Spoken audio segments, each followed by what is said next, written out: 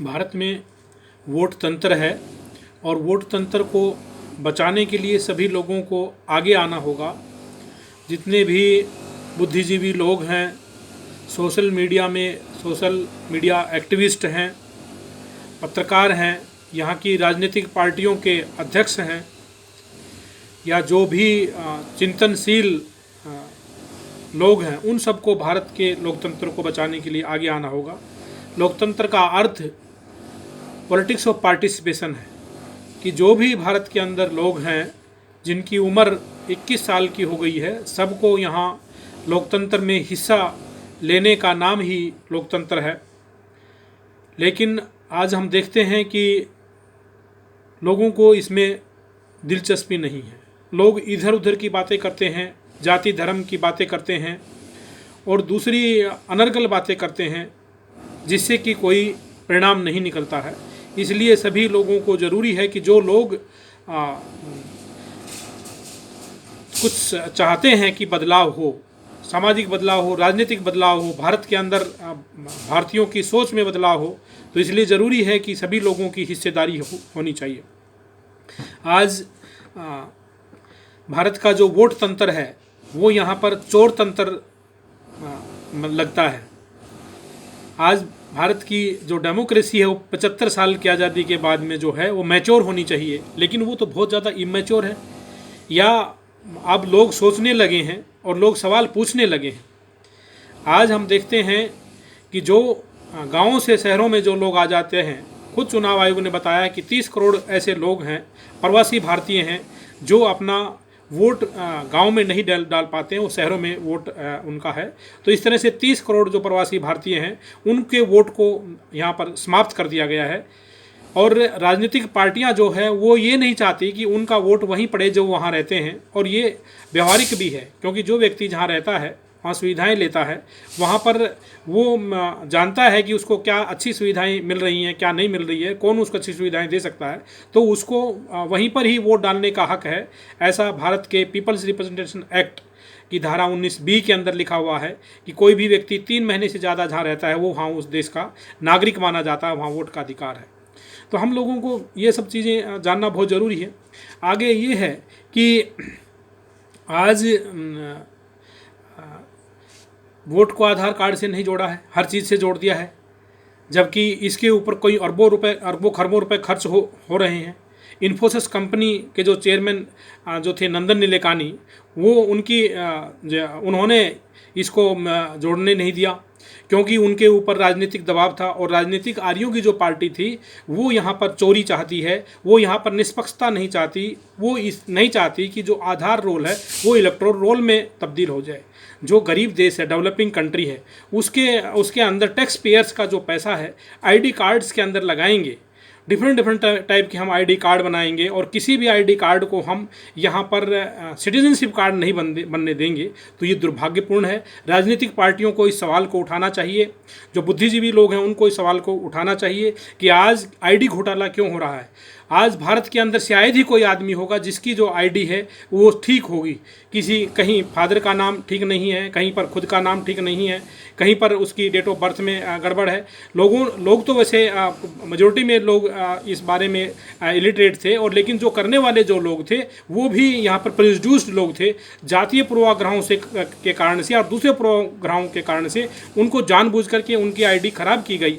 यहाँ तक कि जो इंस्टीट्यूट्स हैं उनके अंदर भी आईडी सही लेने के बावजूद भी उनकी आईडी को मिलान नहीं किया गया और ख़राब किया गया। आज मतलब कि एफिडेविट देना पड़ता है और बहुत सारा पैसा जो है अपना नाम करेक्ट कराने में लगाना पड़ता है। और यहाँ के जो नालायक जो IAS हैं या DC हैं वो यहाँ पर उनको धमकाते हैं कि तुम कई आईडी बनाए हुए हो, जबकि वो उनकी मंशा ये नहीं होती कि हम इनकी आईडी को ठीक करें और इस तरह की जो परेशानियाँ लोगों को आ रही हैं उसको ठीक करें। आज भारत के अंदर 75 साल की आज़ादी के बाद में कोई सिटीजनशिप कार्ड नहीं है। ये कितने शर्म की बात है कि भारत के अंदर जो आधार कार्ड बनाया गया है, unique identification authority of India ने जो कार्ड बनाया, जो सेंट्रल गवर्नमेंट की मिनिस्ट्री है, वो आधार कार्ड के पीछे लिख रही है कि ये पहचान का कार्ड है और ये जो है नागरिकता का कार्ड नहीं है। कितने शर्म की बात है। तो ये सब जो चीज़ें बहुत बड़ी चीज़ें हैं, इसके लिए सब लोगों को आगे आना होगा। यहाँ पर अधिवक्ताओं को, एडवोकेट्स को, डॉक्टर्स को, इंजीनियर्स को, पत्रकारों को और जो दूसरे जो लोग हैं, सब लोगों को इसके बारे में चिंतन करना चाहिए कि भारत हमारा देश है, हमें भारतवासियों से लगाव है, इनको काहे के लिए परेशान किया जाता है, इनको वोट में हिस्सा क्यों नहीं लेने दिया जाता है, और जो आधार कार्ड है इसको वोटर कार्ड क्यों नहीं बनने दिया जा रहा है, और इसको कब तक बनने दिया जाएगा। ये सब बड़े महत्वपूर्ण सवाल हैं। दूसरा ये है कि आज ईवीएम के ऊपर सवाल उठते रहे हैं, उसके बावजूद भी इसको बंद नहीं किया जा रहा, क्योंकि इसके अंदर मैनिपुलेशन की जाती है और ये एक बड़ा कम्प्लेक्स सिस्टम है। उसके बावजूद भी यहाँ पर जो लोग यहाँ मैनिपुलेटर हैं या जिनको इसका फ़ायदा होता रहा है, आर्य जो लोग जो विदेशों से आए हैं, जिनको हम कहते हैं चुटकी भर लोग हैं, विदेशी आर्य हैं, तो वो लोग यहाँ चोरियाँ करना बंद करें, क्योंकि समाज के अंदर बहुत ज़्यादा गुस्सा और रोष व्याप्त है और तरह तरह की जो बातें अब समाज में उठने लगी हैं। तो इसलिए ज़रूरी है कि भारत के लोकतंत्र को परिपक्व होने दें और यहाँ पर बैलेट से चुनाव कराया जाए। जब आपने यहाँ पर वीवीपीटी लगा दी है, उसके बावजूद आप उसकी गिनती नहीं करना चाहते। आप 1% वीवीपीटी गिनती के लिए ऐलान किया गया है, जबकि जो यहाँ की विपक्ष की जो पार्टी है उसने सवाल उठाया था कि भाई हम 50% चाहते हैं। तो यहाँ के जो उन्हीं के जो सहोदर भाई हैं, उन्हीं के जो रिश्तेदार हैं या उनके आका या उनके खून के जो लोग वहाँ सुप्रीम कोर्ट में बैठे हुए, ब्लड रिलेटिव जो लोग बैठे हुए हैं, उन्होंने कहा कि हम तो 1% करेंगे। कितनी शर्म की बात है। 1% का मतलब होता है नहीं करेंगे, मतलब कि यहाँ जो वीवीपीटी के आपने लाखों रुपए लगा करके, अरबों करोड़ों रुपए लगा करके आपने वीवीपीटी के डब्बे लगाए जिसके अंदर पर्चियाँ जाती हैं, लेकिन उन पर्चियों की काउंटिंग नहीं होगी। नोट को तो बड़ी अच्छे से गिनते हैं, थूक लगा लगा के 2 बार गिनते हैं, फिर मशीन से भी गिनते हैं, और वोट को एक बार भी ठीक से नहीं गिनते हैं। वोटों की रिकाउंटिंग नहीं होगी, तो कहाँ का लोकतंत्र है ये। तो इसलिए अब सुधर जाना चाहिए, समय आ गया है।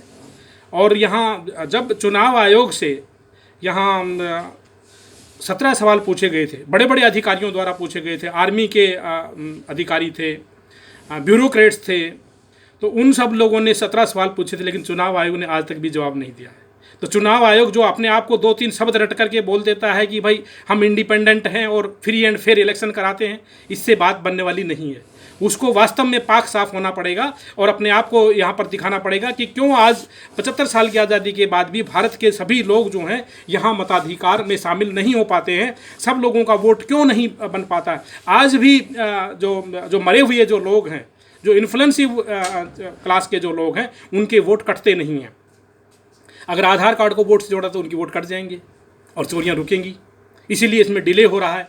जब 2010 के अंदर आधार कार्ड बना है तो 2023 के अंदर भी वोट से क्यों नहीं जोड़ा गया?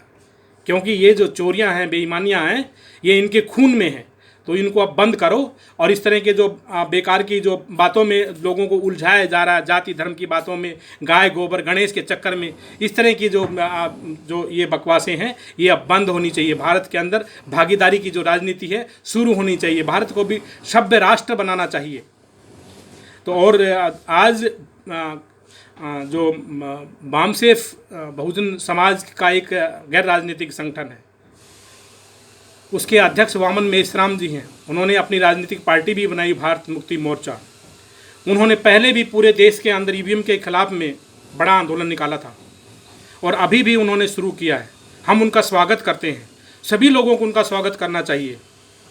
हलवाई से बैर हो तो मिठाई कड़वी नहीं बतानी चाहिए, चाहे किसी से किसी कारण से उनकी नहीं बनती हो, लेकिन उनके इस मुद्दे को आंख मूंद करके सपोर्ट करना चाहिए कि जो देश के अंदर निष्पक्षता चाहता है, चुनाव निष्पक्षता से चाहता है, इस देश के अंदर डेमोक्रेसी को बचाना चाहते हैं, उस व्यक्ति का हमें साथ देना चाहिए। और सभी को इस मूवमेंट को जब तक नहीं छोड़ना है, तब तक इसके अंदर परिणाम नहीं आ जाते हैं, जब तक इस देश के अंदर बैलेट से चुनाव चालू नहीं हो जाते हैं। अभी बहन कुमारी मायावती जो बहुजन समाज पार्टी की राष्ट्रीय अध्यक्षा हैं और इस देश के अंदर तीसरे नंबर की पार्टी है, वैसे तो जो लोगों के हिसाब से और रैली के हिसाब से वो इस देश के अंदर 1 नंबर की पार्टी है, लेकिन यहाँ पर जो चोर, जो मानसिकता के लोग हैं, मैनिपुलेटर्स हैं, उन लोगों ने उनको 3 नंबर पर भी नहीं रहना देना चाहते हैं, क्योंकि अपनी जो हरकतों से बाज नहीं आते हैं। उन्होंने बोला है कि भाई यहाँ पर, उन्होंने कई बार बोला है कि भाई यहाँ पर जो बैलेट से चुनाव होना चाहिए, ईवीएम में बड़े स्तर पर गड़बड़ियाँ होती हैं। और उनके जो पार्टी के ही नेता सतीश चंद्र मिश्रा जी ने भी बोला है, राज्यसभा में बोला है, और अब उनके मुस्लिम जो राज्यसभा के सांसद हैं वो भी बोल रहे हैं, और यहाँ पर सभी चारों तरफ से आवाज़ें उठ रही हैं। तो अब तो शर्म आनी चाहिए। अब तो यहाँ इस देश के अंदर निष्पक्ष और पारदर्शी और ईमानदारी से चुनाव होना चाहिए। नहीं, इस देश के अंदर जो कानून व्यवस्था बिगड़ रही है ये और भी ज़्यादा बिगड़ सकती है। फिर इसको सुधारना बहुत मुश्किल हो जाएगा। फिर नेताओं को अपील की जाएगी कि आप अपने लोगों को समझाओ, आप अपने लोगों को रोको।